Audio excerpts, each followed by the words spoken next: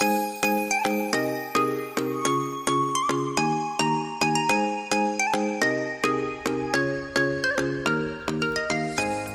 everyone, Ken Salville here today.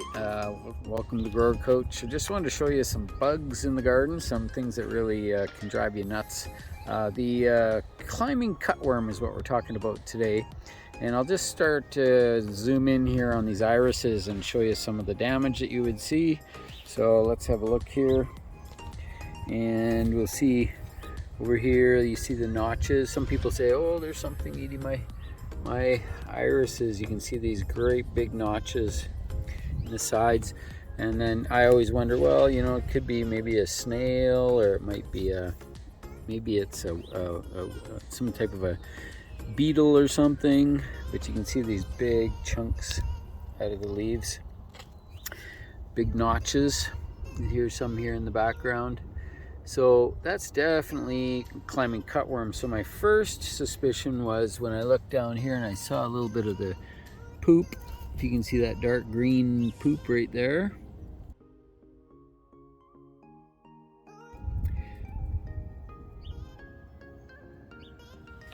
And that was my first suspicion. So I thought, oh, well, if I see that looks pretty fresh, then there must be one around here somewhere. So I just started looking around a little bit, and lo and behold, I found one just crawling along.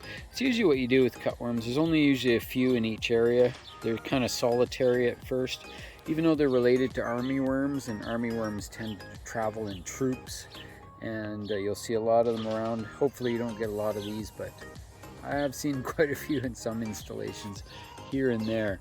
But let's just have a quick look at this one again up close. Here's the little culprit. It is like a type of armyworm, and when you disturb them, they always curl up into a little ball like that. That's how you can tell, just by the way that they curl up. And they generally have these stripes on them. They look a little bit sort of snake-like in a way, but pretty interesting little guy. Just trying to make sure this one focuses. So that's your climbing cutworm right there, and they're a challenging little guy because the moth will lay the eggs in the ground sometimes, or sometimes on the plant. I'm not sure which one this one does, but what it does is it definitely overwinters. The moth will, or the caterpillar will crawl into the ground after it's done feeding, and it will it'll form a crystallid in the ground. So like a cocoon type structure, and it'll overwinter in the ground just like that. And then later in the spring, a moth will appear, and it will fly around and it'll lay eggs on plants, and sort of the cycle starts all over again. But there's many different types, and they sometimes will have different life cycles. But anyway, that's the little guy there, and I hope you can see it. It looks a little out of focus to me, but could be just my glasses. Anyway, that's the climbing cutworm, and when you catch them, you just destroy them.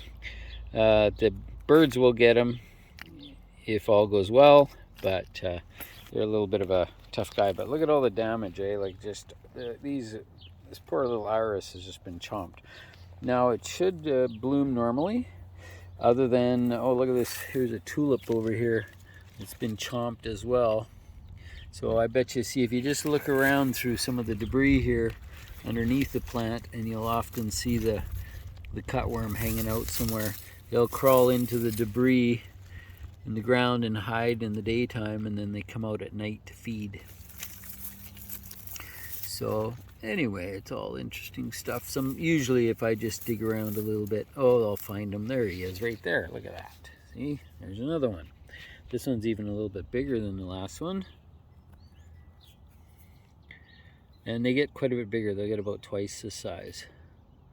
But that's the culprit that's been chewing up that tulip.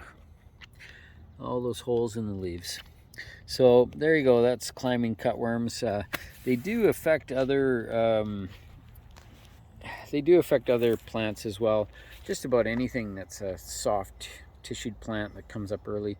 They'll often chew off your beans as well. Like people are like, growing beans in the garden, and you try to get them out of the ground, and they definitely have issues.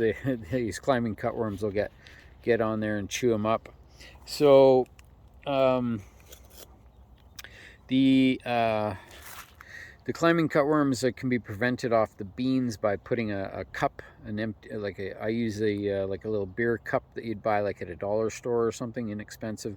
Cut the bottom out and just place that into the earth, sort of push it into the ground a bit, so the stem, the cup, is sticking up about 3 or 4 inches, and then plant your bean inside that cup. And then it can root out the bottom into the garden soil, and it's fine, it's protected, and away they go. So I really like to start my beans indoors because I like to grow them till they're about 4 or 5 inches tall, and then move them outside at that time. At least then they have a little bit better chance of taking off and surviving, and potentially surviving even a cutworm attack, even though the cutworm will chop the plant right off and the thing will just fall over in the garden, and then the little sow bugs and everything will take over and chomp the thing down. Anyway, that's it for today. Another adventurous day in the garden, and we always love to look around, and it's spring cleanup time, so you can see we've got lots going on here in the garden. We do have some veggies up, things are starting to grow, but we're still cleaning up some debris from last year. We're just getting things starting to warm up here so we can get some plants out. Not quite time for the warm crops yet. We're still just enjoying a lot of the cool that are coming on right now.